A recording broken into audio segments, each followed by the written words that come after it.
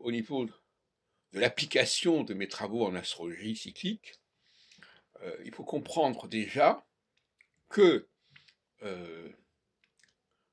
il y a un temps où il faut arrêter certaines choses, où il faut renoncer à certaines choses.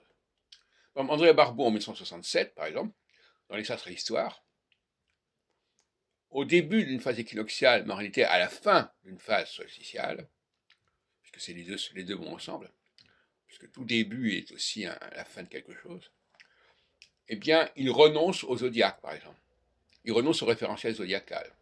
Il renonce à différencier les planètes d'entre elles, dans son anticyclique. Et donc, là, il y a un renoncement typiquement équinoxial, qui fait que Barbeau est un réformateur de grande envergure, même s'il n'a pas su faire les réformes nécessaires, mais psychologiquement, il a montré l'exemple de ce qu'il faut arriver, ce dont l'astrologie doit se délester. Il faut que l'astrologie, en tout cas, accepte de se délester de certaines choses.